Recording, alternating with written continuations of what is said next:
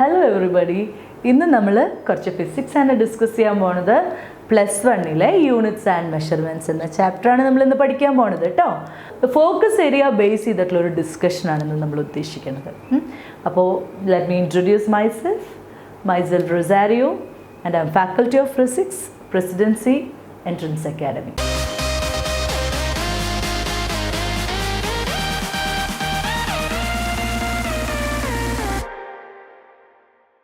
Chapter 1, അതായത് +1 chapter physical world എന്ന് പറഞ്ഞിട്ടൊരു ചാപ്റ്റർ ഉണ്ട്. അത് കഴിഞ്ഞിട്ട് നമ്മൾ ഡിസ്കസ് ചെയ്യുന്ന ഏറ്റവും ഇമ്പോർട്ടൻ്റ് ആയിട്ടുള്ള, ഇതുവരെ നിങ്ങൾ പരിചയമില്ലാത്ത, നിങ്ങൾക്ക് ഈ ഒരു മെത്തഡോളജി ആയിട്ട് അത്ര നിങ്ങൾ പരിചയമില്ലാത്ത ഒരു ചാപ്റ്റർ, അതാണ് യൂണിറ്റ്സ് ആൻഡ് മെഷർമെൻറ്റ്സ്. എല്ലാവർക്കും ഇഷ്ടമാണോ യൂണിറ്റ്സ് ആൻഡ് മെഷർമെൻറ്റ്സ്? കുറച്ച് പേരൊക്കെ ചാപ്റ്ററൊക്കെ വായിച്ച് നോക്കിയിട്ടുണ്ടാവും. കുറച്ച് പേരൊക്കെ ഇത് എന്താണെന്ന് അറിയാൻ ഒരു ക്യൂരിയോസിറ്റിയിൽ ടെക്സ്റ്റ് ബുക്കൊക്കെ കിട്ടിക്കഴിയുമ്പോൾ ആദ്യം തന്നെ നമ്മൾ തുറന്നു നോക്കും അല്ലേ? പുതിയ ടെക്സ്റ്റ് ബുക്കൊക്കെ കിട്ടിക്കഴിയുമ്പോൾ നമ്മൾ ആദ്യം തന്നെ തുറന്നു നോക്കില്ലേ? അപ്പോൾ അതാകെ എടുക്കണു യൂണിറ്റ്സ് ആൻഡ് മെഷർമെൻറ്റ്സ്. ഇതെന്താണ് ഈ യൂണിറ്റ്സ് ആൻഡ് മെഷർമെൻറ്റ്സ് നിങ്ങൾ വിചാരിച്ചിട്ടുണ്ടാവും അല്ലേ? ചാപ്റ്റർ മറിച്ച് നോക്കി കഴിയുമ്പോൾ നിങ്ങൾക്ക് കാണാം ഒരു കോളവും പിന്നെ കുറേ എമ്മും എല്ലും ടിയും. അപ്പോൾ തന്നെ നിങ്ങൾ വിചാരിച്ചിട്ടുണ്ടാവും. എൻ്റെ അടുത്ത് പല കുട്ടികളും പറയാറുണ്ട്, ഞങ്ങൾക്ക് യൂണിറ്റ്സ് ആൻഡ് മെഷർമെൻറ്റ്സ് ഞങ്ങൾക്ക് അത്ര പിടുത്തം കിട്ടിയിട്ടില്ല, എന്താണ് മിസ്സേ കാര്യം? ഓക്കെ, അപ്പോൾ ഈ കാര്യങ്ങളൊക്കെ ഈ ക്ലാസ്സോട് കൂടി പിടുത്തം കിട്ടണം, അതാണ് എൻ്റെ ആവശ്യം. ഓക്കെ, അപ്പോൾ നമുക്ക് തുടങ്ങല്ലേ? ശരി, അപ്പോൾ നമ്മൾ ഇന്ന് ഡിസ്കസ് ചെയ്യാൻ പോകുന്നത് യൂണിറ്റ്സ് ആൻഡ് മെഷർമെൻറ്റ്സിനെ പറ്റിയാണ്. എന്താണ് യൂണിറ്റ്സ് ആൻഡ് മെഷർമെൻറ്റ്സ് എന്ന ചാപ്റ്റർ കൊണ്ട് ഉദ്ദേശിക്കുന്നത്? എന്താണ് ഇതിൻ്റെ ആവശ്യം? എന്താണ് ഈ ചാപ്റ്ററിൻ്റെ എന്താ പറയുക ഇൻറ്റൻഷൻ? നിങ്ങൾക്ക് ഇങ്ങനെ ഒരു ചാപ്റ്റർ +1 ടോപ്പിക്കിൽ ഉൾപ്പെടുത്തുമ്പോൾ തീർച്ചയായിട്ടും ഇതിന് പിന്നിലൊരു ലക്ഷ്യമുണ്ട്. വേറൊന്നുമില്ല, നാളുകളിൽ ഇവിടെ ഈ ക്ലാസ് കേട്ടുകൊണ്ടിരിക്കുന്ന പലരും ലോകത്തിൻ്റെ പല ഭാഗങ്ങളിലും വലിയ സയൻറ്റിസ്റ്റുമാരും വലിയ റിസർച്ച് സ്കോളേഴ്സൊക്കെ ആയിട്ട് ഇരിക്കേണ്ടവരാണ് അല്ലേ? അപ്പോൾ എങ്ങനെയാണ്? നമുക്ക് സയൻസിന് ഒരു നേച്ചറുണ്ട്. വേറൊന്നുമില്ല, പല ഭാഗങ്ങളിലും പല പ്രാദേശിക ഭാഗങ്ങളിലും അവരുടെ കൺവീനിയൻസ് അനുസരിച്ച് അവർ ഈ മെഷറിങ് ക്വാണ്ടിറ്റീസ്, അതായത് അവർ നിത്യേന ഉപയോഗിക്കുന്ന പല കാര്യങ്ങളും മെഷർ ചെയ്യാനായിട്ട് അവരവരുടേതായ ഒരു അളവുകോലുകൾ അവർ എടുത്തിരുന്നു. അങ്ങനെ വന്നു കഴിഞ്ഞപ്പോൾ നമ്മുടെ ലോകത്തിൻ്റെ നാനാഭാഗങ്ങളിലുള്ള ജനങ്ങൾക്ക് എന്താണ് ഒരു യൂണിവേഴ്സലായിട്ട് അല്ലെങ്കിൽ ഗ്ലോബലി ആക്സെപ്റ്റഡ് ആയ സിസ്റ്റം ഓഫ് യൂണിറ്റ്സ് വേണം എന്നുള്ള ആഗ്രഹത്തിൽ നിന്നാണ് ശരിക്കും സിസ്റ്റം ഇൻ്റർനാഷണൽ എന്ന് പറയുന്ന യൂണിറ്റ് സിസ്റ്റം വരുന്നത്. അപ്പോൾ അതിലേക്കൊക്കെയുള്ള ഒരു വഴികാട്ടിയാണ് ഈ ചാപ്റ്റർ എന്നാണ് ഞാൻ നിങ്ങളോട് ആദ്യമേ തന്നെ പറയാൻ ഉദ്ദേശിക്കുന്നത്.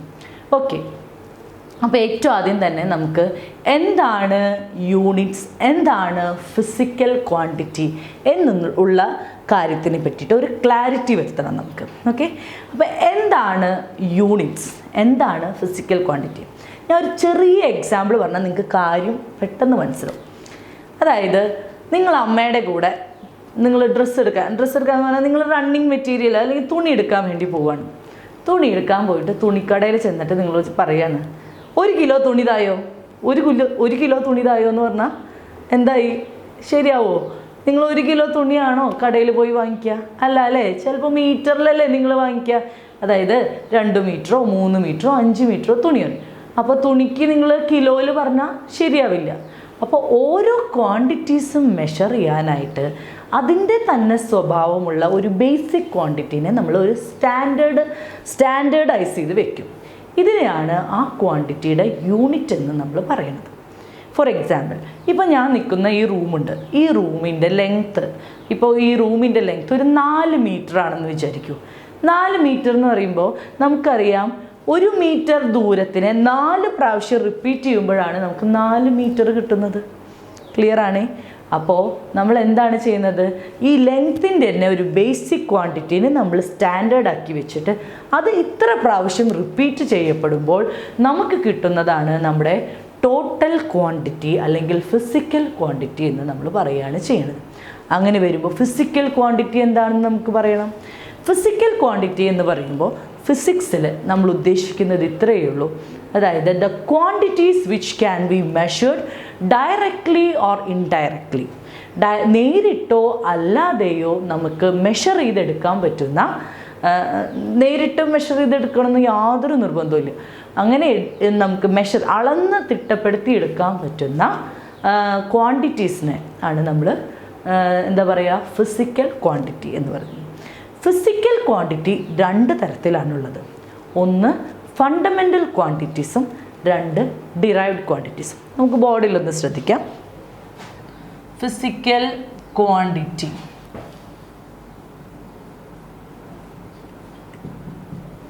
രണ്ട് തരത്തിലാണുള്ളത്. ഫണ്ടമെൻ്റൽ ക്വാണ്ടിറ്റി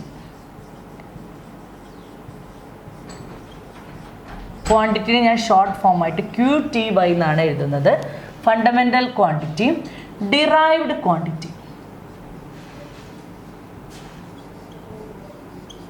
ഓക്കെ, അപ്പോൾ എന്താണ് ഫണ്ടമെൻ്റൽ ക്വാണ്ടിറ്റി, എന്താണ് derived quantity? So physical quantities are those quantities which can be measured directly or indirectly and in which the laws of physics holds good. Okay, അതായത് ഫിസിക്സിൻ്റെ ലോസ് എല്ലാം hold ചെയ്യുന്ന അല്ലെങ്കിൽ ഫിസിക്സിൻ്റെ loss obey ചെയ്യുന്ന ക്വാണ്ടിറ്റീസും നമുക്ക് നേരിട്ടോ അല്ലാതെയോ measure ചെയ്യാൻ പറ്റുന്നതുമായ ക്വാണ്ടിറ്റീസിനെയാണ് നമ്മൾ ഫിസിക്കൽ ക്വാണ്ടിറ്റി എന്ന് പറയുന്നത്. ഫിസിക്കൽ ക്വാണ്ടിറ്റി 2 തരത്തിലാണുള്ളത്. ഫണ്ടമെൻ്റൽ ഫിസിക്കൽ ക്വാണ്ടിറ്റിയും ഡിറൈവ്ഡ് ഫിസിക്കൽ ക്വാണ്ടിറ്റിയും. എന്താണ് ഫണ്ടമെൻ്റൽ ഫിസിക്കൽ ക്വാണ്ടിറ്റി? ഒരു എക്സാമ്പിൾ പറഞ്ഞു കഴിഞ്ഞാൽ നിങ്ങൾക്ക് പെട്ടെന്ന് മനസ്സിലാവും. അതായത് ഈ ഫണ്ടമെൻ്റൽ ഫിസിക്കൽ ക്വാണ്ടിറ്റീസ് ഒന്നും തന്നെ മറ്റൊരു ക്വാണ്ടിറ്റീനെ ഡിപ്പെൻഡ് ചെയ്യില്ല. അതായത് നമുക്ക് ഈ ഇപ്പോൾ ഫോർ എക്സാമ്പിൾ ഇപ്പോൾ നമ്മൾ ലെങ്ത് അളക്കാനായിട്ട് നമ്മൾ ലെങ്ത് എന്ന് പറയുന്ന ഒരു ബേസിക് ക്വാണ്ടിറ്റിയാണ്. അതൊരു ക്യാരക്ടറാണ്, ഒരു എന്താ പറയുക, അത് ആ ഒബ്ജക്റ്റിൻ്റെ ഒരു നേച്ചറിനെയും ഒക്കെ റിവീൽ ചെയ്യുന്ന ഒരു പ്രോപ്പർട്ടിയാണത് ശരിക്കും പറഞ്ഞാൽ. അപ്പോൾ അത് വേറൊരു ക്വാണ്ടിറ്റീനെയും ഡിപ്പെൻഡ് ചെയ്യില്ല, അത് ഇൻഡിപെൻഡൻ്റ് ആണ്. അതിന് അതിൻ്റേതായ തനതായ സ്വഭാവങ്ങളുണ്ടായിരിക്കും. അത്തരം ക്വാണ്ടിറ്റീസിനെയാണ് നമ്മൾ ഫണ്ടമെൻ്റൽ ക്വാണ്ടിറ്റി എന്ന് പറയുന്നത്. ഇനി ഡിറൈവ്ഡ് ക്വാണ്ടിറ്റി എന്ന് പറഞ്ഞാലോ, ഇത്തരം ക്വാണ്ടിറ്റികളെ ഏതെങ്കിലും ഫണ്ടമെൻ്റൽ ക്വാണ്ടിറ്റീസിൽ നിന്നും നമുക്ക് ഉണ്ടാക്കിയെടുക്കാൻ പറ്റുന്നതാണ്. അതായത് 2 ഫിസിക്കൽ ക്വാണ്ടിറ്റീനെ മൾട്ടിപ്ലൈ ചെയ്യുക, ഡിവൈഡ് ചെയ്യുക, ആഡ് ചെയ്യുക, സബ്ട്രാക്ട് ചെയ്യുക, അങ്ങനെ മാത്തമാറ്റിക്കൽ ഓപ്പറേഷൻസ് ഒക്കെ ചെയ്യാം. അങ്ങനെയൊക്കെ ചെയ്തിട്ട് അല്ലെങ്കിൽ 2 3 അല്ലെങ്കിൽ അതിലധികമോ ഫണ്ടമെൻ്റൽ ക്വാണ്ടിറ്റീസിൽ നിന്നും ഡിറൈവ് ചെയ്ത് ഫോം ചെയ്ത് വരുന്ന ക്വാണ്ടിറ്റീസിനെയാണ് നമ്മൾ ഡിറൈവ്ഡ് ക്വാണ്ടിറ്റീസ് എന്ന് പറയുന്നത്. അപ്പോൾ സാധാരണ ഇത് നമ്മുടെ സ്കൂളിലൊക്കെ തുടങ്ങുന്ന സമയത്ത് തന്നെ ചോദിക്കാറുള്ള ക്വസ്റ്റ്യനാണ്, എന്താണ് ഫിസിക്കൽ ക്വാണ്ടിറ്റി, ഫണ്ടമെൻ്റൽ ക്വാണ്ടിറ്റി എന്താണ്, ഡിറൈവ്ഡ് ക്വാണ്ടിറ്റി എന്താണെന്നൊക്കെ ചോദിക്കാറുണ്ട്. അപ്പോൾ ഫണ്ടമെൻ്റൽ ക്വാണ്ടിറ്റിക്ക് എക്സാമ്പിൾ ഞാൻ പറയുന്നത് ലെങ്ത് ആണ്. Length is a fundamental quantity. Mass is another fundamental quantity. Next we have time, temperature.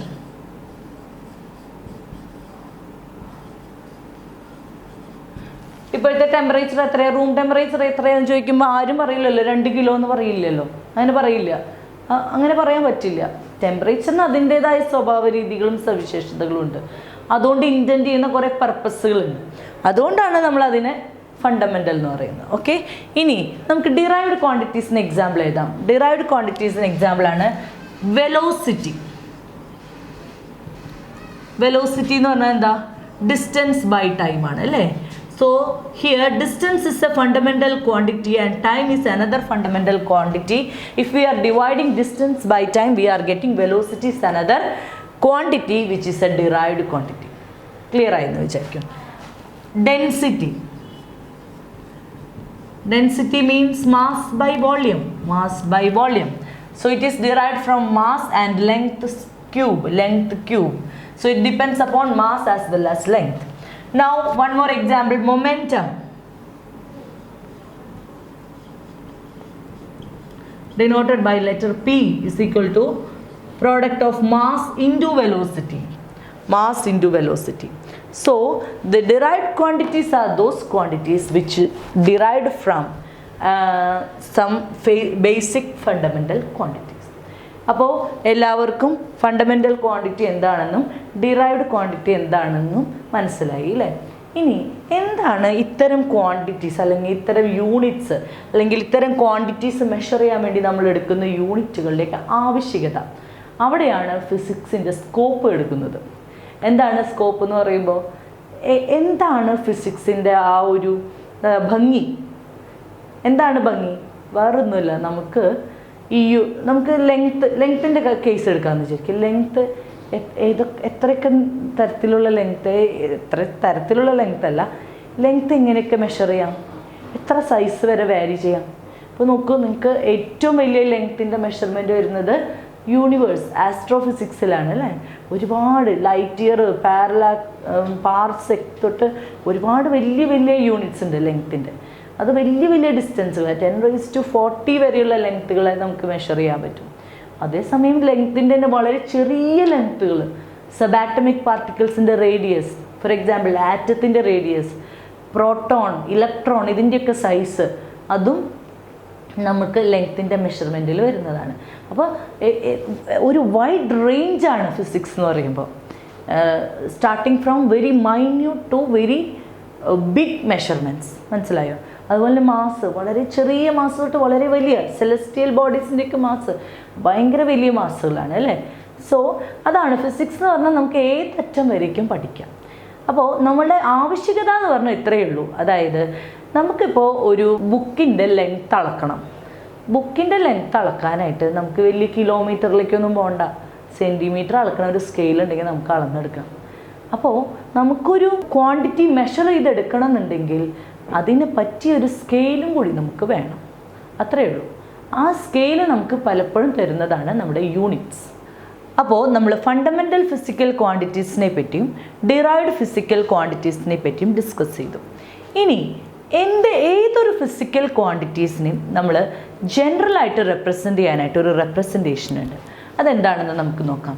Any physical quantity, the physical quantity is denoted by letter Q and can be represented as product of N and U.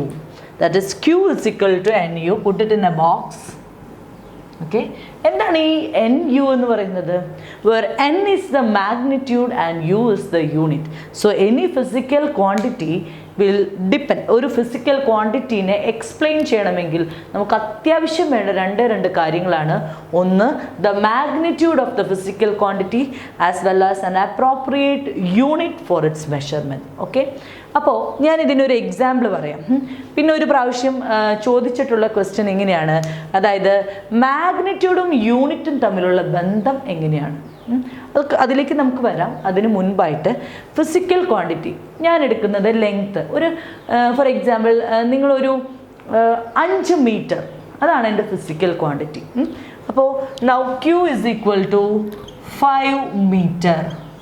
5 metre എന്ന് പറയുമ്പോൾ ഇവിടുത്തെ N എത്രയാണ്? Here N equal to 5 and unit is meter. Unit is metre. അപ്പോൾ 5 metre എന്ന് പറഞ്ഞാൽ ഏകദേശം നമുക്കറിയാം അല്ലേ, 5 മീറ്റർ നീളം എത്ര വരുന്നത് നമുക്കറിയാം അല്ലേ. ഇനി ഈ 5 മീറ്ററിനെ നമുക്ക് ഇങ്ങനെ മാത്രമാണോ റെപ്രസെൻറ്റ് ചെയ്യാൻ പറ്റുക? നമുക്ക് ഈ മീറ്ററിനെ വേണമെന്നുണ്ടെങ്കിൽ സെൻറ്റിമീറ്ററിൽ റെപ്രസെൻറ്റ് ചെയ്തൂടെ? സെൻറ്റിമീറ്ററിലാണെങ്കിൽ എത്ര വരും? So 5 metre is equal to 500 centimetre. ഇനി ഇതിനെ എനിക്ക് വേണമെങ്കിൽ മില്ലിമീറ്ററിൽ റെപ്രസെൻറ്റ് ചെയ്യാം അല്ലേ. So what happens? It is 5000 millimeter. ഈ 5 മീറ്ററിനെ എനിക്ക് വേണമെങ്കിൽ കിലോമീറ്ററിൽ റെപ്രസെൻറ്റ് ചെയ്യാം. 5 meter can be represented in kilometers also. എങ്ങനെയാണ്? 5 into 10 raised to minus 3. 10 raised to minus 3 kilometers. അപ്പോൾ എത്ര വരും? 10 raised to minus 3 എന്ന് പറയുമ്പോൾ 0.005 kilometers. ഓക്കെ. അപ്പോൾ ഈ ബേസിക് ആയിട്ടുള്ള ഈ 5 മീറ്ററിനെയാണ് ഞാൻ സെൻറ്റിമീറ്ററിലും മില്ലിമീറ്ററിലും മീറ്ററിലും കിലോമീറ്ററിലും റെപ്രസെൻറ്റ് ചെയ്തത്. C, this R various units that we are selected for measuring the length. എന്തൊക്കെയാണ്? ഈ ഒരു ഫിസിക്കൽ ക്വാണ്ടിറ്റീനെ, സെയിം ഫിസിക്കൽ ക്വാണ്ടിറ്റീനെയാണ് ഞാൻ ഈ പലതരത്തിൽ റെപ്രസെൻറ്റ് ചെയ്തിട്ടുള്ളത്. അപ്പോൾ നിങ്ങളൊന്ന് ശ്രദ്ധിച്ച് നോക്കിയാൽ അറിയാം, ഏറ്റവും കൂടുതൽ മാഗ്നിറ്റ്യൂഡ് വന്നിട്ടുള്ളത് ഏതിനാണ്? 5000 അല്ലേ. 5000 ആണ് ഏറ്റവും വലിയ മാഗ്നിറ്റ്യൂഡ്. അതിൻ്റെ യൂണിറ്റ് നോക്കിയാൽ ശ്രദ്ധിച്ചേ, ഇറ്റ് ഈസ് മില്ലിമീറ്റർ. അപ്പോൾ ഏറ്റവും കൂടുതൽ മാഗ്നിറ്റ്യൂഡ് വരുമ്പോൾ യൂണിറ്റ് ചെറുതായി. ഇനി അതിനേക്കാട്ടും കൂടുതൽ മാഗ്നിറ്റ്യൂഡ് വരുന്നത് സെൻറ്റിമീറ്റർ 500 ആണ്. അതിൻ്റെ യൂണിറ്റ് സെൻറ്റിമീറ്റർ ആണ്. അത് മില്ലിമീറ്ററിനെക്കാട്ടും കുറച്ചും കൂടി വലുതാണ് അല്ലേ. അങ്ങനെ വന്നു കഴിയുമ്പോൾ ഏറ്റവും കുറവ് മാഗ്നിറ്റ്യൂഡ് വരുന്നത് ഏതിനാണ്? 0.005. ഏറ്റവും കുറഞ്ഞ മാഗ്നിറ്റ്യൂഡ് 0.005 ആണ്. അപ്പോൾ യൂണിറ്റ് ഏറ്റവും വലുതായി. അപ്പോൾ സെയിം ഫിസിക്കൽ ക്വാണ്ടിറ്റീനെ തന്നെ നമ്മൾ പല പല യൂണിറ്റുകളിൽ റെപ്രസെൻ്റ് ചെയ്യുകയാണെന്നുണ്ടെങ്കിൽ മാഗ്നിറ്റ്യൂഡ് ചെറുതാവുകയും യൂണിറ്റ് വലുതാവുകയും ചെയ്യും. ഓക്കെ, അങ്ങനെയാണെന്നുണ്ടെങ്കിൽ നമുക്കൊരു കാര്യം പറഞ്ഞൂടെ, the magnitude is inversely proportional to U. Important point. What is the relationship between n and u? They are inversely proportional for a particular physical quantity. അങ്ങനെയാണെന്നുണ്ടെങ്കിൽ നമുക്കിതിനെ എങ്ങനെ represent ചെയ്യാം? Any physical quantity can be represented as n1u1 equal to n2u2. Put it in a box. Okay, so this is about physical quantity, how we can represent a physical quantity. Any physical quantity can be represented as q is equal to nu, where n is the magnitude and u is the unit. Clear ആയി എന്ന് വിചാരിക്കുന്നു. അപ്പോൾ unit എന്താണെന്നൊരു ചെറിയ പിടുത്തം കിട്ടിയല്ലോ. ഞാൻ നേരത്തെ സൂചിപ്പിച്ചതുപോലെ തന്നെ ഇപ്പം നമുക്ക്, നിങ്ങൾ മാങ്ങ വാങ്ങിക്കാൻ പോയി, ഫ്രൂട്ട്സിൻ്റെ ഒരു സ്റ്റാളിൽ മാങ്ങ വാങ്ങിക്കാൻ പോയി. അവിടെ പോയിട്ട് നിങ്ങൾ ആരും പറയില്ലല്ലോ ഇങ്ങനെ അങ്ങനെ പറയുമോ, എന്നാൽ ഒരു 2 മീറ്റർ മാങ്ങ തയ്യോന്നൊന്നും നമ്മൾ പറയില്ലല്ലോ. 2 കിലോ മാങ്ങ അല്ലെങ്കിൽ 3 കിലോ മാങ്ങ. അപ്പോൾ ഓരോ ഫിസിക്കൽ ക്വാണ്ടിറ്റിയും അതിൻ്റെ ബേസിക് ആയിട്ടുള്ള ഒരു മെഷർമെൻറ്റ് സ്റ്റാൻഡേർഡ് ആക്കി വെച്ചിട്ട് അത് ഇത്ര ഇപ്പോൾ 1 കിലോ ആണെന്നുണ്ടെങ്കിൽ 1 കിലോനൊരു ഒരു വാല്യൂ ഉണ്ട്, അല്ലെങ്കിൽ ഒരു മെഷറിങ്, ഒരു അതിലത്തെ മാറ്ററിൻ്റെ കണ്ടൻറ്റിനൊരു എന്താ പറയുക, നമ്മൾ ഒരു വാല്യൂ അസൈൻ ചെയ്ത് കൊടുത്തിട്ടുണ്ട്. അത് ഇത്ര പ്രാവശ്യം റിപ്പീറ്റ് ചെയ്യുമ്പോൾ 2 പ്രാവശ്യം റിപ്പീറ്റ് ചെയ്താൽ നിങ്ങൾക്ക് 2 കിലോ കിട്ടും, 5 പ്രാവശ്യം റിപ്പീറ്റ് ചെയ്താൽ നിങ്ങൾക്ക് 5 കിലോ കിട്ടും. ഓക്കെ, സോ യൂണിറ്റ്സ് എന്ന് പറഞ്ഞിട്ടുണ്ടെങ്കിൽ നമ്മുടെ ഫിസിക്കൽ ക്വാണ്ടിറ്റിയുടെ തന്നെ ഒരു സ്റ്റാൻഡേർഡൈസ്ഡ് എമൗണ്ട് ആണ്. ഓക്കെ, അപ്പോൾ നമുക്ക് ഇതുപോലെ തന്നെ നേരത്തെ ഫിസിക്കൽ ക്വാണ്ടിറ്റി 2 ടൈപ്പ് ഉണ്ടെന്ന് പറഞ്ഞ പോലെ തന്നെ യൂണിറ്റ്സും 2 ടൈപ്പ് ഉണ്ട്. ഏതൊക്കെയാണ്? Fundamental units and derived units. അപ്പോൾ ഫണ്ടമെൻ്റൽ യൂണിറ്റ്സ് എന്ന് പറയുമ്പോൾ തന്നെ നിങ്ങൾക്കറിയാം, ഫണ്ടമെൻ്റൽ ക്വാണ്ടിറ്റീസിൻ്റെ യൂണിറ്റ്സ് ആണ് ഫണ്ടമെൻ്റൽ യൂണിറ്റ്സ്, ഡിറൈവ്ഡ് ക്വാണ്ടിറ്റീസിൻ്റെ യൂണിറ്റ് ആണ് ഡിറൈവ്ഡ് യൂണിറ്റ്സ്. അപ്പോൾ ഒന്നും കൂടി ഭംഗിയാക്കി പറയുകയാണെങ്കിൽ എങ്ങനെ പറയാം? ഫണ്ടമെൻ്റൽ യൂണിറ്റ്സ് വേറെ ഒരു യൂണിറ്റിനെയും ഡിപ്പെൻഡ് ചെയ്യില്ല. അതുമാത്രമല്ല, ഫണ്ടമെൻ്റൽ യൂണിറ്റ്സിനെ വേറെ ഒരു യൂണിറ്റിൽ നിന്നും നമുക്ക് ഡിറൈവ് ചെയ്യാൻ പറ്റില്ല. They are independent. ഓക്കെ, അതുപോലെ തന്നെ ഡിറൈവ്ഡ് പറയുമ്പോൾ എങ്ങനെ പറയാം? Derived units are those units which depends upon one or more fundamental units and they are derived by multiplying or dividing this basic അല്ലെങ്കിൽ ഫണ്ടമെൻ്റൽ യൂണിറ്റ്സിനെ മൾട്ടിപ്ലൈ ചെയ്യുകയോ divide ചെയ്യുകയോ ഒക്കെ ചെയ്തിട്ട് അത്തരം മാത്തമാറ്റിക്കൽ ഓപ്പറേഷൻസ് ഒക്കെ ചെയ്തിട്ടാണ് നമുക്ക് എന്ത് കിട്ടുന്നത്? Derived units. ഓക്കെ, ഇതാണ് main difference between fundamental and derived units. We will explain the fundamental and derived units with some examples. Fundamental യൂണിറ്റ്സിന് എക്സാമ്പിളാണ് ലെങ്ത് അളക്കുന്നതിന് വേണ്ടി നമ്മൾ ഉപയോഗിക്കുന്ന യൂണിറ്റ് മീറ്റർ ആണ്. മാസ് അളക്കുന്നതിന് വേണ്ടി നമ്മൾ kilogram, time seconds, and temperature in kelvin or degree Celsius. ഇതെല്ലാം തന്നെ വളരെ ബേസിക് ആയിട്ടുള്ള ഫണ്ടമെൻ്റൽ യൂണിറ്റ്സ് ആണ്. ഇത്തരം നേച്ചറുള്ള യൂണിറ്റ് വേറെ ഒരു യൂണിറ്റിനെയും ഡിപ്പെൻഡ് ചെയ്യില്ല. കാരണം ഇപ്പോൾ ലെങ്ത്തിൻ്റെ മീറ്റർ എന്ന് പറയുന്ന യൂണിറ്റ് നമുക്ക് വേറെ ഒരു യൂണിറ്റിൽ നിന്നും ഡിറൈവ് ചെയ്യാൻ പറ്റുന്നതല്ല. So it is known as a fundamental unit. ഇനി ഡിറൈവ്ഡ് യൂണിറ്റ്സിന് എക്സാമ്പിൾ ഏതൊക്കെയാണ്? വെലോസിറ്റിയുടെ unit metre per second, it's a derived unit. ഫോഴ്സിൻ്റെ യൂണിറ്റ് ന്യൂട്ടൺ ആണ്, it is a derived unit. Momentum, mass into velocity ആണ് മൊമെൻറ്റത്തിൻ്റെ formula. So unit is kilogram metre per second. ഇങ്ങനെ അപ്പോൾ കിലോഗ്രാം മീറ്റർ പെർ സെക്കൻഡ് എന്ന് പറയുമ്പോൾ കിലോഗ്രാമിനെയും മീറ്ററിനെയും second ടൈമിൻ്റെ യൂണിറ്റായി സെക്കൻഡിനെയും depend ചെയ്യുന്നുണ്ട്. അപ്പോൾ കിലോഗ്രാമിനെയും മീറ്ററിനെയും മൾട്ടിപ്ലൈ ചെയ്യുന്നതിൻ്റെ കൂടെ തന്നെ സെക്കൻഡ് കൊണ്ട് ഡിവൈഡ് ചെയ്യുകയും കൂടി ചെയ്യുന്നുണ്ട്. So derived units are those units which are obtained from 2 or more fundamental units. Clear ആയി എന്ന് വിചാരിക്കണം. ഓക്കെ, ഇനി based on this system we have so many unit system. നമുക്ക് ഒരുപാട് യൂണിറ്റ് സിസ്റ്റങ്ങളുണ്ട്. ഞാൻ നേരത്തെ പറഞ്ഞതുപോലെ ലോകത്ത് ഒരുപാട് പ്രദേശങ്ങളിലെ പ്രാദേശികമായ രീതിയിലുള്ള യൂണിറ്റ് സിസ്റ്റങ്ങളൊക്കെ ഉണ്ടെങ്കിലും നമ്മൾ ഇവിടെ നിങ്ങളുടെ ഈ സിലബസ് വെച്ചിട്ട് നിങ്ങൾക്ക് കവർ ചെയ്യാനുള്ളത് ഒരു 4 ബേസിക് ഫണ്ടമെൻ്റൽ യൂണിറ്റ് സിസ്റ്റങ്ങളാണ്. അപ്പോൾ അതിൽ 4 ഏതൊക്കെയാണെന്ന് നമുക്ക് ഒന്ന് നോക്കാം. ഓക്കെ, അപ്പോൾ നമുക്ക് നമ്മുടെ യൂണിറ്റ് സിസ്റ്റങ്ങളെ പറ്റിയിട്ടാണ് ഇപ്പോൾ നമ്മൾ ഡിസ്കസ് ചെയ്യാൻ പോകുന്നത്. അതിന് മുൻപായിട്ട് ഒരു നല്ല യൂണിറ്റിന് വേണ്ട ക്യാരക്ടറിസ്റ്റിക്സ് എന്തൊക്കെയെന്ന് നമുക്ക് ജസ്റ്റ് ഒന്ന് വെറുതെ നമുക്ക് ഇപ്പം നമ്മളുടെ എക്സാംസിനൊക്കെ ചോദിക്കാം ചിലപ്പോൾ. അതായത് ഇപ്പോൾ നിങ്ങളുടെ തിയറി എക്സാംസിന് എന്താണ് ഒരു നല്ല യൂണിറ്റിന് വേണ്ട ബേസിക് ക്യാരക്ടറിസ്റ്റിക്സ്. അപ്പോൾ അതിൽ കുറച്ച് ഒരു 2 മാർക്സിൻ്റെ ഒക്കെ ക്വസ്റ്റ്യൻ ആണെന്നുണ്ടെങ്കിൽ നിങ്ങൾക്ക് ഒരു 4-5 പോയിൻ്റ് എഴുതി വയ്ക്കാവുന്നതാണ്. എന്താണ് ഒരു നല്ല യൂണിറ്റിന് വേണ്ട എന്തൊക്കെയാണ് ക്വാണ്ടിറ്റീസ് വേണ്ടത്? നമ്മൾ എടുക്കുന്ന ക്വാണ്ടിറ്റിക്ക് അനുസൃതമായിട്ടുള്ള യൂണിറ്റ് ആയിരിക്കണം നമ്മൾ ചൂസ് ചെയ്യേണ്ടത്. അതായത് നേരത്തെ ഞാൻ പറഞ്ഞ പോലെ നമുക്ക് ഒരു സെൻറ്റിമീറ്റർ ലെങ്ത്തുള്ള അല്ലെങ്കിൽ ഒരു ബുക്കിൻ്റെ ലെങ്ത്ത് അളക്കണമെങ്കിൽ നമ്മൾ സെൻറ്റിമീറ്റർ എടുത്താൽ മതി, ഇനി കിലോമീറ്ററിലേക്ക് പോകണ്ട. നമ്മൾ ചൂസ് ചെയ്യണം ഏതാണ് നല്ല അപ്രോപ്രിയേറ്റ് ആയിട്ടുള്ള യൂണിറ്റ്. സോ അത് റിലയബിൾ ആയിരിക്കണം, അതുപോലെ തന്നെ ഇംപെരിഷബിൾ ആയിരിക്കണം, നമുക്ക് പെട്ടെന്ന് തന്നെ അതിനെ കൺവേർട്ട് ചെയ്യാൻ പറ്റുന്നതായിരിക്കണം, ഈസിലി റീപ്രൊഡ്യൂസിബിൾ ആയിരിക്കണം. അതുപോലെ തന്നെ ഫിസിക്കൽ കണ്ടീഷൻസ് മാറുന്നതനുസരിച്ച് അതിൻ്റെ വാല്യൂവിൽ മാറ്റം വരാൻ പാടില്ല. പിന്നെ അങ്ങനെ നമുക്ക് ഒരു 5, 6, 7 പോയിന്റുകൾ വരുന്നത് നമ്മുടെ ടെക്സ്റ്റ് ബുക്കിൽ കൊടുത്തിട്ടുണ്ട്. അത് നമുക്ക് വ്യക്തമായിട്ട് പഠിച്ചു വയ്ക്കാം. നമ്മളോട് ചോദിക്കുന്ന മാർക്കിൻ്റെ ഇതനുസരിച്ചിട്ട് 2 മാർക്കിൻ്റെ ഒക്കെ ആണെങ്കിൽ ഒരു മിനിമം 4 പോയിൻ്റെങ്കിലും നിങ്ങൾ എഴുതാവുന്ന രീതിയിൽ. അതുപോലെ തന്നെ എന്താ പറയുക, വേറെ ക്വാണ്ടിറ്റീസിനെ ഡിപ്പെൻഡ് ചെയ്യുക അല്ലെങ്കിൽ ഏതെങ്കിലും കോൺസ്റ്റൻസിനൊക്കെ ഡിപ്പെൻഡ് ചെയ്ത് കഴിഞ്ഞാൽ അതനുസരിച്ചിട്ട് വാല്യൂ മാറാത്ത രീതിയിലുള്ള യൂണിറ്റാണ് നമ്മൾ സെലക്ട് ചെയ്യേണ്ടത്. ഓക്കെ, അപ്പോൾ നമ്മൾ യൂണിറ്റ് സിസ്റ്റങ്ങളിലേക്ക് തിരിച്ചു വരാണ്. അപ്പോൾ എന്താണ് ഈ യൂണിറ്റ് സിസ്റ്റം എന്ന് പറയുന്നത്? നമ്മുടെ ലോകത്തിൻ്റെ പല ഭാഗങ്ങളിലും പല ആൾക്കാരും ഫോളോ ചെയ്ത് വന്നിരുന്ന മെഷറിംഗ് പാറ്റേൺ അതനുസരിച്ചിട്ട് നമുക്ക് ഒരുപാട് യൂണിറ്റ് സിസ്റ്റങ്ങളുണ്ടെന്ന് പറഞ്ഞു. അതിൽ 4 എണ്ണമാണ് നമുക്കിവിടെ ഡിസ്കസ് ചെയ്യാനുള്ളത്.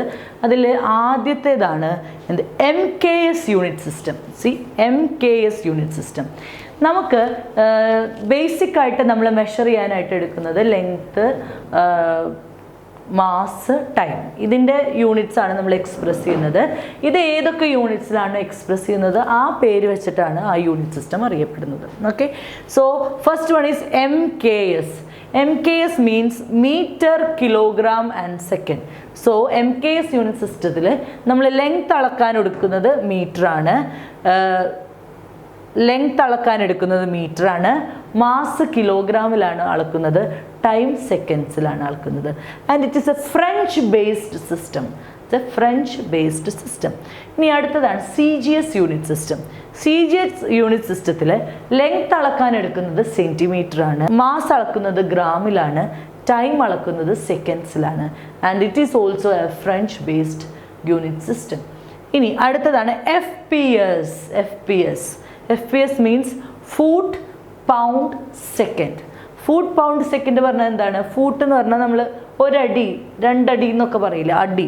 പൗണ്ടും എന്താണ്? മാസ് മെഷർ ചെയ്യുന്ന ഒരു യൂണിറ്റാണ്. And time in seconds. And it is a British based unit system. Okay, ബ്രിട്ടനിലാണ് ഈ യൂണിറ്റ് സിസ്റ്റം ഫോളോ ചെയ്ത് കാണുന്നത്. ഓക്കെ, ഇനി അടുത്തതാണ് സിസ്റ്റം ഇൻ്റർനാഷണൽ അല്ലെങ്കിൽ SI യൂണിറ്റ് സിസ്റ്റം. ഈ SI യൂണിറ്റ് സിസ്റ്റമാണ് ഇപ്പോൾ നമ്മൾ ഉപയോഗിച്ചുകൊണ്ട് ഇരിക്കുന്നത്. അതിനൊരു പ്രത്യേകതയുണ്ട്. അതായത് ഇപ്പോൾ നമുക്ക് പലയിടത്തും പല യൂണിറ്റ് സിസ്റ്റം ഉപയോഗിക്കുന്നുണ്ടെന്ന് നമ്മൾ പറഞ്ഞു. പക്ഷേ എന്താണ്, ഈ ലോകത്തുള്ള എല്ലാ സയൻസും എല്ലാ സയൻസും ഒക്കെ അവർ കണ്ടുപിടിക്കുന്ന കണ്ടുപിടുത്തങ്ങളൊക്കെ എക്സ്പ്രസ് ചെയ്യാനായിട്ട് ഒരു യൂണിവേഴ്സൽ പ്ലാറ്റ്ഫോം അല്ലെങ്കിൽ കോമൺ ആയിട്ടുള്ള ഒരു റെപ്രസെൻറ്റേഷൻ അവർക്ക് വേണമെന്ന് ഉള്ള ആ ഒരു ആഗ്രഹത്തിൻ്റെ പുറത്താണ് SI യൂണിറ്റ് സിസ്റ്റം കൊണ്ടുവരുന്നത്. ഈ SI യൂണിറ്റ് സിസ്റ്റത്തിലാണ് നമ്മൾ എല്ലാ യൂണിറ്റ്സും എല്ലാ മെഷർമെൻറ്റ്സും നമ്മൾ എക്സ്പ്രസ് ചെയ്യുന്നത്. ഫോർ എക്സാമ്പിൾ, ഇപ്പോൾ ഞാനൊരു ഫിസിക്സ് പഠിപ്പിക്കുന്ന ആളായതുകൊണ്ട് ഇപ്പോൾ ഫിസിക്സിലത്തെ എക്സ്പെരിമെൻറ്റ് നിങ്ങൾ പ്രാക്ടിക്കലി ചെയ്യുമ്പോൾ നിങ്ങൾക്കറിയാം അല്ലേ, എന്താണ് എല്ലാ യൂണിറ്റ്സും നിങ്ങൾ SI യൂണിറ്റ് സിസ്റ്റത്തിലോട്ട് കൺവേർട്ട് ചെയ്തിട്ട് വേണം എഴുതാനെന്ന് നമ്മൾ പറയും. അതിൻ്റെ ആവശ്യം ഇതാണ്. നമ്മൾ ലോകത്തിൻ്റെ പല ഭാഗങ്ങളിൽ പല സയൻറ്റിസ്റ്റുമാരും പല എക്സ്പെരിമെൻറ്റുകളും ചെയ്തുകൊണ്ടിരിക്കുന്നുണ്ട്. അവർക്കൊക്കെ ഒബ്സർവേഷൻസും റിസൾട്ട്സും കിട്ടുന്നുണ്ട്. ഈ റിസൾട്ടുകളൊക്കെ അവർ എങ്ങനെ എക്സ്പ്രസ് ചെയ്യണം? യൂണിവേഴ്സലി ആക്സെപ്റ്റഡ് ആകണമെങ്കിൽ യൂണിവേഴ്സലി ആക്സെപ്റ്റഡ് ആകണമെങ്കിൽ എന്നല്ല, അവർക്ക് ഇത്തിരി കൂടി എക്സ്പ്രസ് ചെയ്യാവുന്നത് SI യൂണിറ്റ് സിസ്റ്റത്തിലാണ്. അപ്പോൾ ഇവരുടെ എല്ലാ ഒബ്സർവേഷൻസും they are requested to present their observations in SI unit system. So that ലോകത്തിൻ്റെ ഏത് ഭാഗത്തുള്ള ആൾക്കാർക്കാണെങ്കിലും ഈ ഒരു യൂണിറ്റ് സിസ്റ്റം അവർക്കറിയാം, ഇറ്റ്സ് യൂണിവേഴ്സലി ആക്സെപ്റ്റഡ്. അതുകൊണ്ട് തന്നെ ഈ സിസ്റ്റത്തിൽ എക്സ്പ്രസ് ചെയ്ത് കഴിഞ്ഞാൽ ഇപ്പോൾ നമുക്ക് ഭാഷ അറിയാത്തവരാണെന്നുണ്ടെങ്കിലും ഏത് ഭാഷയിൽ പറയുന്നവരൊക്കെ ആണെന്നുണ്ടെങ്കിലും യൂണിറ്റ് സിസ്റ്റം ഇതിൽ എക്സ്പ്രസ് ചെയ്യുകയാണെങ്കിൽ it will become more reliable. Okay, അങ്ങനെയാണ് SI യൂണിറ്റ് സിസ്റ്റം വരുന്നത്. SI unit system serves near Paris. അവിടെയാണ് SI യൂണിറ്റ് സിസ്റ്റത്തിൻ്റെ എന്താ പറയുക ആസ്ഥാന കേന്ദ്രം എന്ന് നമ്മൾ പറയുന്നത്. ഓക്കെ, ഇനി നമുക്ക് ഈ ചാപ്റ്ററിൽ കൂടുതലായിട്ട് നമ്മൾ ഫോക്കസ് ചെയ്യുന്നത് ഈ SI യൂണിറ്റ് സിസ്റ്റത്തിലാണ് കേട്ടോ.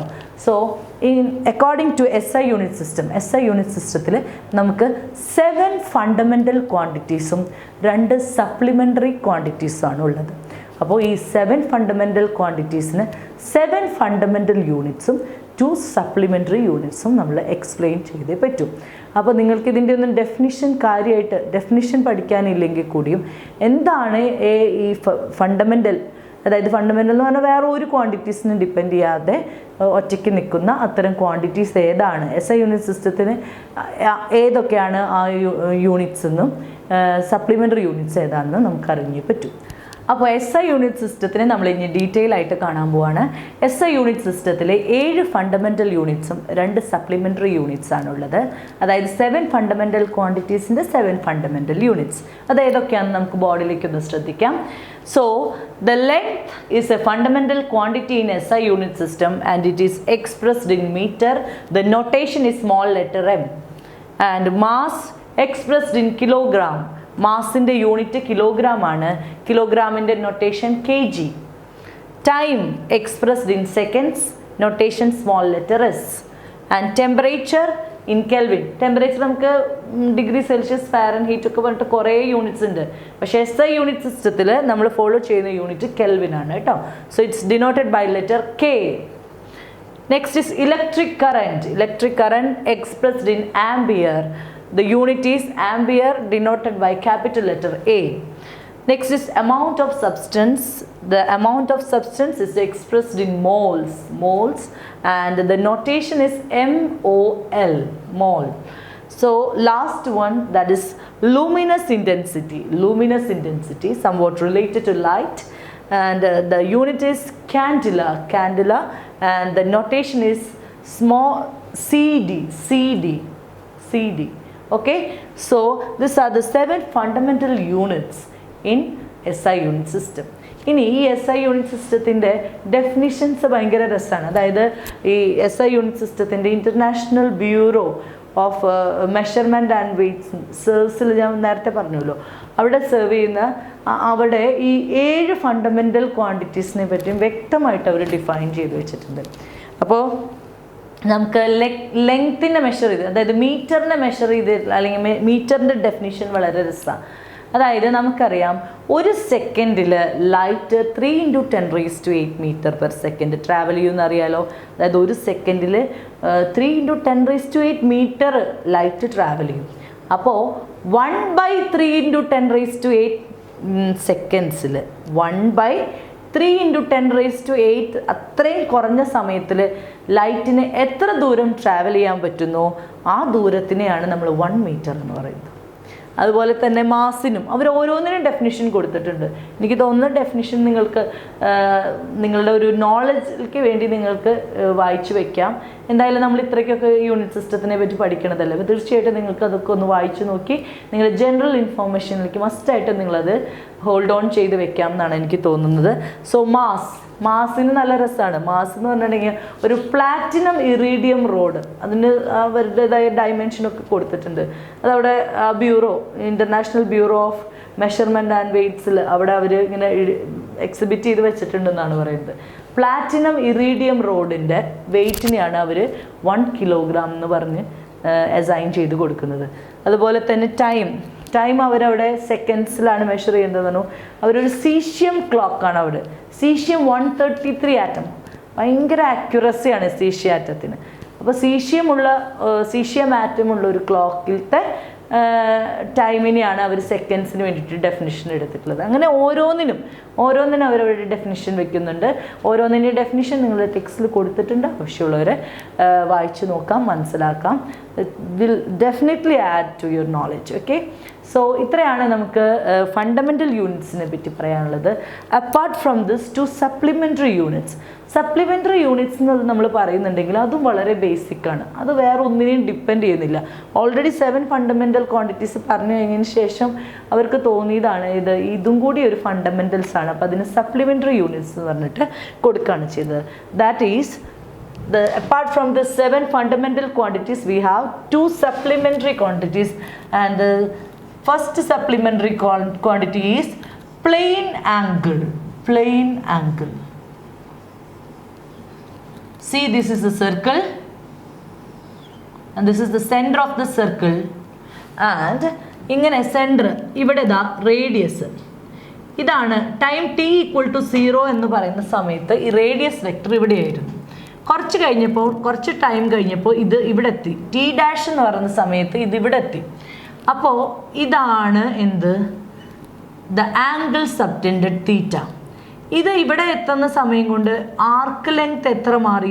ഇതാണ് ആർക്ക് ലെങ്ത് ആയിട്ട് എടുക്കുന്നത്. So this distance is L and this is radius. So according to this angle theta is equal to L/R. That is arc by radius. Arc by radius, and the unit is radian. So the measurement of angle theta is expressed in radians in SI unit system.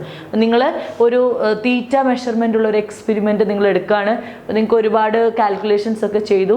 തീറ്റ നിങ്ങൾക്ക് കണ്ടുപിടിക്കണം എന്ന് വിചാരിക്കും. അപ്പോൾ നിങ്ങൾ വേറെ കുറേ fundamental ക്വാണ്ടിറ്റീസിൽ നിന്നാണ് അല്ലെങ്കിൽ വേറെ ഏതെങ്കിലും ക്വാണ്ടിറ്റീസ് വെച്ചിട്ടാണ് തീറ്റ എക്സ്പ്രസ് ചെയ്യുന്നത്. അപ്പോൾ അത് ഇപ്പോൾ ഇത് നോക്കിയാൽ യൂണിറ്റ് സിസ്റ്റത്തിൽ മീറ്ററിലും കിലോഗ്രാമിലും സെക്കൻഡിലൊക്കെ നിങ്ങളത് എടുത്തു. നിങ്ങൾക്ക് അവസാനം തീറ്റയുടെ വാല്യൂ കിട്ടി. പക്ഷേ ഏത് യൂണിറ്റിലാണ് അപ്പോൾ നിങ്ങളത് എക്സ്പ്രസ് ചെയ്യേണ്ടത്? Radian. If it is SI unit system, you have to express your theta in radian. So theta can be expressed in radians denoted by RAD.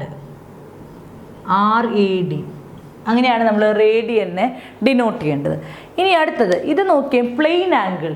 ഇത് ഒരു പ്ലെയിൻ, ഈ ബോർഡിലല്ലേ ഞാൻ ഈ സർക്കിൾ വരച്ചിട്ട് തീറ്റ അടയാളപ്പെടുത്തിയിട്ടുള്ളത്.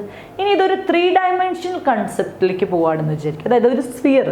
ഇപ്പോൾ ഞാൻ എപ്പോഴും പറയാവുന്ന ഒരു എക്സാമ്പിൾ ഫുട്ബോൾ നിങ്ങൾ ശ്രദ്ധിച്ചിട്ടുണ്ടാവുമല്ലോ അല്ലേ? ഫുട്ബോൾ ഇങ്ങനെ ഇരിക്കുന്ന ബോൾ, ഇങ്ങനെ ഓരോ കട്ടകൾ അത് കണ്ടിട്ടില്ലേ? ഇല്ലേ? ഇങ്ങനെ കട്ടകൾ. എനിക്കറിയില്ല ശരിക്കുള്ള കട്ടകൾ എങ്ങനെയാന്ന്. നിങ്ങൾ തൽക്കാലം ഇങ്ങനെയൊക്കെ ഓരോ കട്ടകൾ ഉണ്ടാവില്ലേ? അപ്പോൾ ഇത് ബോളിൻ്റെ സെൻറ്റർ. അപ്പോൾ ഞാൻ എന്താ ചെയ്യാൻ പോകുന്നത് വെച്ചാൽ ഒരു കട്ട അതിൽ നിന്ന് ഇങ്ങോട്ട് ഊരിയെടുത്തു. ഒരു കട്ട ഇങ്ങോട്ട് ഊരിയെടുത്തു കഴിഞ്ഞാൽ അതെങ്ങനെ ഇരിക്കും? ഇങ്ങനെ ഇരിക്കും അല്ലേ? ഇങ്ങനെ. അപ്പോൾ ഞാൻ ഇങ്ങനെ ബോളിൽ നിന്ന് ഓരോരോ കട്ടകൾ ഇങ്ങനെ ഊരിയെടുത്തു. അപ്പോൾ പകുതിയൊക്കെ ആയി കഴിയുമ്പോൾ എന്തായി? ഈ ബോളിൻ്റെ എന്താ പറയുക, ഇത് ഇങ്ങനെ കുറേ കട്ടകൾ കൂട്ടി വെച്ചാണ് നമ്മൾ എൻ്റയർ സ്ഫിയറിനെ ഉണ്ടാക്കുന്നത് അല്ലെങ്കിൽ ബോളിനെ ഉണ്ടാക്കുന്നത്. അപ്പോൾ അത് ഒരു ബേസിക് ക്വാണ്ടിറ്റിയാണ്. അത്തരം ക്വാണ്ടിറ്റീസിനെ എക്സ്പ്രസ് ചെയ്യാൻ നമുക്ക് വേറെ യൂണിറ്റ് ഒന്നും ഇല്ല. സർക്കിളിലാണെങ്കിൽ നമുക്ക് ആർക്ക് ബൈ, പ്ലെയിനിലാണെങ്കിൽ നമുക്ക് ആർക്ക് ബൈ റേഡിയസ് അങ്ങനെ ചെയ്താൽ മതി. ഈ ഫുട്ബോളിൻ്റെ ഇങ്ങനെ, അതായത് അപ്പോൾ ഫുട്ബോളിൻ്റെ സെൻറ്ററിലേക്കാണ് ഇതിൻ്റെ ടിപ്പ് നിൽക്കുക. നമ്മൾ ഓരോ കട്ട ഊരുമ്പോഴും സെൻറ്ററിൽ നിന്ന് ഓരോ ഭാഗങ്ങൾ ഊരി പോരും.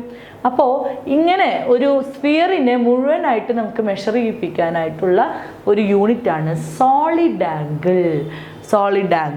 So the second supplementary unit is solid angle. Second one is solid angle, and it is denoted by omega. So the unit is steradian. അപ്പോൾ അതിനൊരു ഫോർമുല ഉണ്ട്. The formula is omega is equal to surface area by radius square, and the unit is steradian. Okay, അപ്പോൾ ഇതും എന്താണ്, വേറൊരു തരത്തിലും ഇതിനെ represent ചെയ്യാൻ പറ്റില്ല. സോ ഇതും ശരിക്കും പറഞ്ഞാൽ ബേസിക് ആയിട്ടുള്ള, അതായത് വേറെ ഒന്നിനെയും ഡിപ്പെൻഡ് ചെയ്യാതെ നിൽക്കുന്ന ക്വാണ്ടിറ്റിയാണ്. This is known as solid angle omega. So ഇത്രയാണ് നമുക്ക് യൂണിറ്റ്സ് ആൻഡ് മെഷർമെൻറ്റ് എന്ന് പറയുന്ന ചാപ്റ്ററിലെ SI യൂണിറ്റ് സിസ്റ്റം ഫോളോ ചെയ്യുന്ന ഫണ്ടമെൻ്റൽ ക്വാണ്ടിറ്റീസും അതിൻ്റെ 2 സപ്ലിമെൻ്ററി ക്വാണ്ടിറ്റീസും. ഓക്കെ, നൗ തീറ്റയ്ക്ക് നമുക്ക് വേണമെന്നുണ്ടെങ്കിൽ നമ്മളിപ്പോൾ സാധാരണ യൂസ് ചെയ്യുന്നത് എന്താണ്, ഡിഗ്രി ആണ് അല്ലേ, ഡിഗ്രി ഒക്കെ യൂസ് ചെയ്യാറുണ്ട് അല്ലേ. സോ നമുക്ക് വേണമെന്നുണ്ടെങ്കിൽ ഇവിടെ ഒരു കൺവേർഷൻ കൂടി കൊടുക്കാം. അത് നിങ്ങൾക്ക് ചിലപ്പോൾ ക്വസ്റ്റ്യൻ ചോദിച്ചു കഴിഞ്ഞാൽ നിങ്ങൾക്ക് അറിയണം. So theta is equal to arc by radius. ഒരു തീറ്റ ഒരു ഫുൾ റൗണ്ട് കംപ്ലീറ്റ് ചെയ്ത് കഴിഞ്ഞാൽ അതെത്രയാണ്, ഇറ്റ് ഈസ് 360 ഡിഗ്രി എന്ന് നമുക്ക് പറയാം അല്ലേ. 360 ഡിഗ്രി കംപ്ലീറ്റ് ചെയ്തു എന്ന് പറയാം. ഒരു പോയിന്റിന് ചുറ്റും സബ്റ്റൻഡ് ചെയ്യുന്ന ആംഗിൾ 360 ഡിഗ്രിയാണ്. അതിനെ നമുക്ക് വേറൊരു തരത്തിലും കൂടി പറയാം. എങ്ങനെയാണ്, ഇറ്റ് ഈസ് ഈക്വൽ ടു 2π എന്ന് പറഞ്ഞാലും 360 ഡിഗ്രിയാണ് അല്ലേ. So we have 2π radian equal to 360 degree. So what is your pi radian? Pi radian is equal to 360/2. That is 180 degree. 180 degree. So what is 1 radian? 1 radian is equal to 180/π. 180/π degree. ഇത് തിരിച്ചും ചെയ്യാം. അതായത് 1 degree equal to π/180 radian.